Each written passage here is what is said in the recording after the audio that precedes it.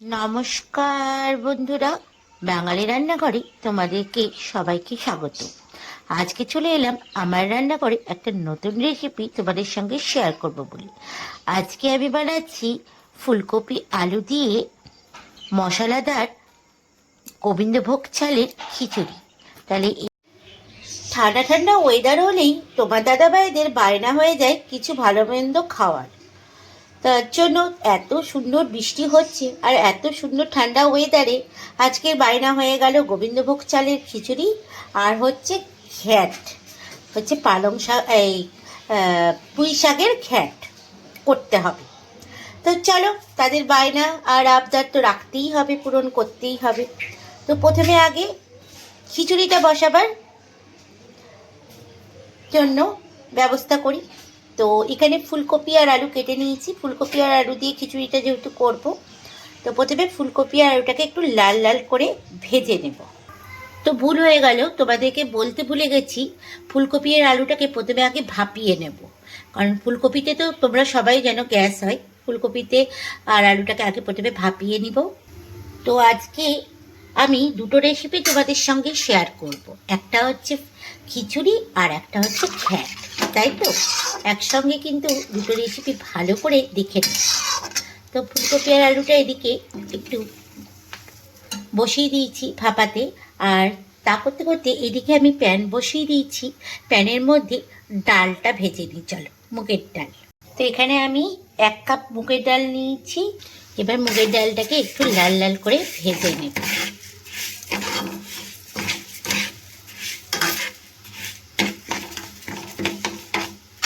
আর এইদিকে দেখো আমার জলেরটাও গরম হয়ে গেছে, ফুলকপি আর আলুটা ভাপানো হয়ে গেছে। এবার আমি ফুলকপি আর আলুটা জল থেকে তুলে নেব। তো এদিকে ডালটা আমার দেখো একটু লাল লাল করে ভাজা হয়ে গেছে। আমি এবার গ্যাসটা বন্ধ করে দিলাম। আর এইদিকে ফুলকপি আর আলু ভাজার জন্য তেল বসিয়ে দিয়েছি।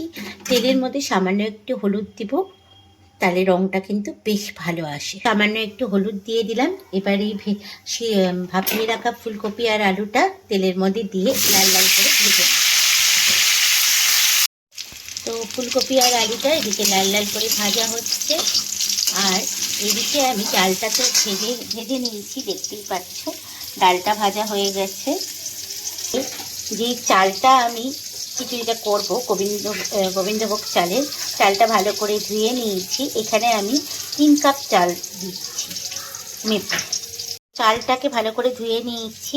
এবার আমি প্যানের মধ্যে 2 চামচ ঘি দিয়েছি। ঘিটা ভালো মতো গরম হয়ে গেলে ওই চালটা আর ডালটা এই ঘিয়ের মধ্যে ভালো করে একটুখানি নেড়ে নেব, তাহলে কিন্তু টেস্টটা খুব ভালো আসে খিচুড়িতে। আর এইদিকে দেখো আমার ফুলকপি আলু লাল লাল করে ভাজা হয়ে গেছে। এবার আমি ফুলকপি আর আলুগুলোকে সিদ্ধ করার জন্য বসিয়ে দেব। তো চালটা একটু ঘিয়ের মধ্যে ভালো করে নেড়ে নিচ্ছি। আর এদিকে যে ডালটা ছিল সেই ডালটাও আমি ভেজে রেখা ডালটাও এর মধ্যে দিয়ে দিলাম। এবার ভালো করে একসঙ্গে চাল আর ডাল আমি নেড়ে নেব এইভাবে ঘিয়ের মধ্যে।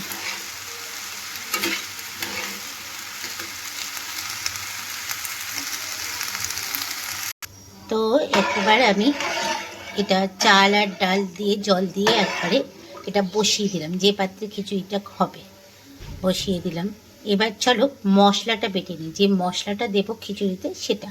তো এর মধ্যে আমি একটা গোটা টমেটো দিয়ে দিলাম বড় বড় করে কেটে, এই যে দেখো ওটা বড় বড় করে টমেটো কেটে দিয়ে দিলাম। আর যেহেতু বাচ্চা খাবে সেহেতু আমি ঝালটা এখানে গোটা লঙ্কা ফেলে দেবো, কোনো রকম ঝাল আমি এক্সট্রাভাবে দিব না। তো এখানে আমি 4টে লঙ্কা দিয়ে দিলাম। এবার সব শুদ্ধ ভালো মতো এখন একটু নেড়ে দেব। আর খিচুড়িটার জন্য মশলা বাটছি। এখানে আমি একটা বড় সাইজের টমেটো নিয়ে নিয়েছি, আর এখানে আমি একটা লঙ্কা দেব কারণ খিচুড়ির মধ্যে আমি ওখানে 4টে লঙ্কা গোটা ফেলে দিয়েছি তার জন্য। আর দেব গোটা জিরে, এখানে আমি 1 চামচ মতো গোটা জিরে দিলাম। আর দেব গোটা ধনে, এখানে আমি 1 চামচ মতো গোটা ধনে দিলাম। আর দেব আদা। তো এখানে আমি 2 টুকরো আদা দিলাম। এবার একসঙ্গে চলো সব মশলাটা বেটে নিই। তো এইদিকে আমার ভাতটা ভালো মতো ফুটছে, দেখতেই পাচ্ছ। আর যে মশলাটা বেটে ফেললাম সেই মশলাটা চলো তেলের মধ্যে কষিয়ে নিই। তো এখানে প্যান বসিয়ে দিয়েছি আর আমি এখানে সর্ষের তেল ইউজ করছি। তো তেল গরম হয়ে গেছে, এবার বেটে রাখা মশলাটা এর মধ্যে দিয়ে ভালো করে কষাবো। তো ভালো মতো এবার তেলের মধ্যে মশলাটাকে কষাতে হবে। আমি এখানে কিন্তু কোনো মশলার মধ্যে লবণ দেব না, কারণ খিচুড়ির মধ্যে লবণ দেব, তার জন্য এখানে সামান্য পরিমাণ একটু হলুদ দেব। খিচুড়িতেও হলুদ দেব, তাই হলুদের পরিমাণটা একটু কম দেব। এখানে হলুদ দিয়ে দিয়েছি। এবার ভালো করে মশলাটা কষিয়ে নিচ্ছি। যতক্ষণ না টমেটোর গন্ধটা যাবে ততক্ষণ অবধি কিন্তু মশলাটা তোমাদেরকে কষাতে হবে। তো মশলাটা এখানে আমার ভালো মতো কষানো হয়ে গেছে। এবার আমি মশলাটার গ্যাসটা বন্ধ করে দেব। তো এবার আমি খিচুড়ির মধ্যে লবণটা দিয়ে দেব। এখানে আমি 2 চামচ মতো লবণ দিলাম। এবার ভালো করে একটুখানি সব শুদ্ধ এইভাবে নেড়ে নেব।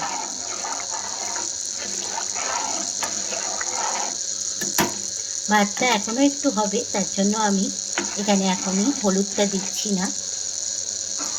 হলুদটা দিয়ে দিলেই কিন্তু চালটা শক্ত হয়ে যাবে।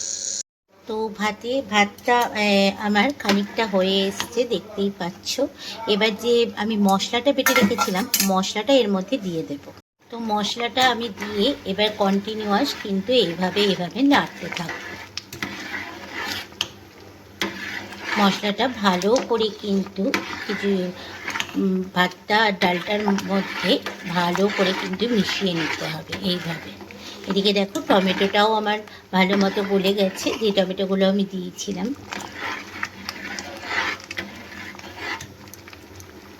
এবার যে ভেজে রাখা আলু আর ফুলকপিটা ছিল, আমি ওটাকে একটু হালকা সিদ্ধ করে নিয়েছিলাম। এবার আমি খিচুড়ির মধ্যে দিয়ে দেব। এবার আলু আর ফুলকপিটাও আমি খিচুড়ির মধ্যে দিয়ে দিলাম, তাহলে আর একটু সিদ্ধ হয়ে যাবে। এবার এইভাবে কন্টিনিউয়াস কিন্তু তোমরা নাড়তে থাকবে। এবার আমি এর মধ্যে একটুখানি হলুদ দেব। হলুদের পরিমাণটা সামান্যই দিলাম, কারণ মশলাতে হলুদ ছিল। এবার আমি ভালো করে এখন এটা কন্টিনিউয়াস নাড়ব। তো এইদিকে দেখো আমার খিচুড়িটা প্রায় হয়ে এসছে। এবার আমি এর মধ্যে ফোড়ন দিব। ফোড়নটার জন্য তেল বসালাম প্যানে আবার। তো এই তেলের মধ্যেই আমি 5 শুকনো লঙ্কা দিলাম, তেজপাতা দিলাম আর দিব 5 ফোড়ন। তো ফোড়নটা আমি দিয়ে দিলাম। এবার ভালো করে ফোড়নটা খিচুড়ির মধ্যে মিশিয়ে নেব। তো হয়ে গেছে আমার খিচুড়ি গোবিন্দভোগ চালের। তাহলে এই রেসিপিটা কেমন হয়েছে কমেন্টস করে জানিও কিন্তু। তো খিচুড়িটা তোমাদের কেমন লাগলো অতি অবশ্যই কিন্তু কমেন্টস করে জানিও বন্ধুরা। আর ভালো লাগলে লাইক করো। দেখা হচ্ছে আবার একটা নেক্সট ভিডিওতে তোমাদের সঙ্গে। সবাই ভালো থাকবে, সুস্থ থাকবে। এখন চলে গেলাম।